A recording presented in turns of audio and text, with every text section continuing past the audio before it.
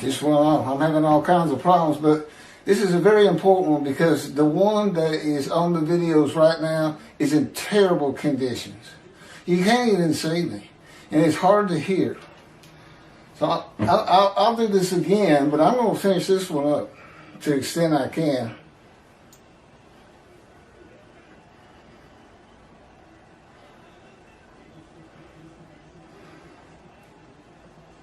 Symbolically, with the offering for guilt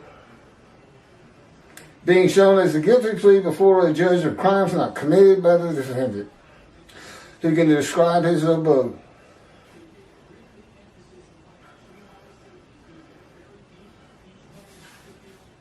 This is in Ezekiel chapter 3, verse 24. And a spirit entered into me and set me upon my feet. And he spoke to me and he said to me, go, shut yourself up in your house. He would be God. As for you, O mortal, cords have been placed upon you, and you shall have been bound with them, and you shall not go out amongst the people. This was written in antiquity. People would understand cords as being ropes. I will tell you, his power envelops me from my toes to the top of my head. I'm enveloped in it. He can spin me like a top if he wants to.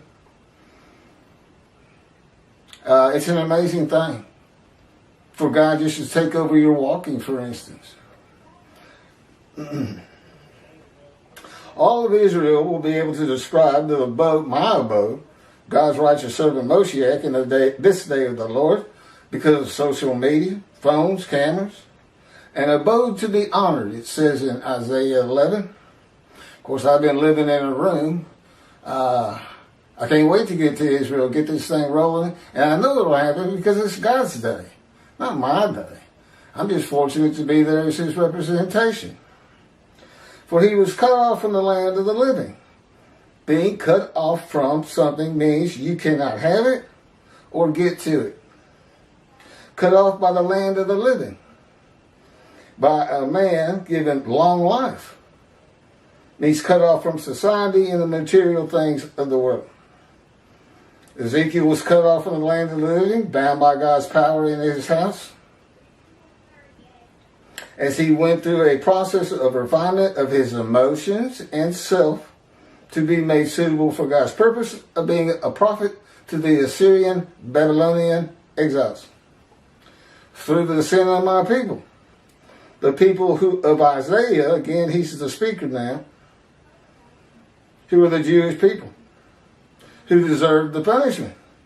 Ezekiel suffers the punishment of the houses of Israel and Judah for 430 days.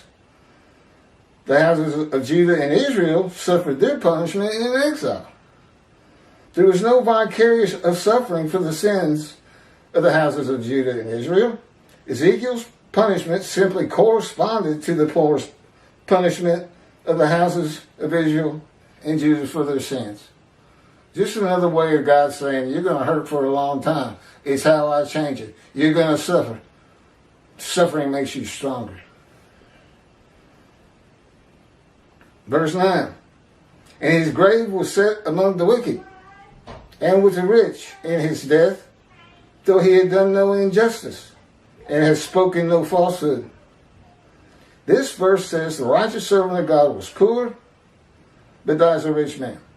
The righteous servant of God becomes poor when God takes him from society, cuts him off from the world.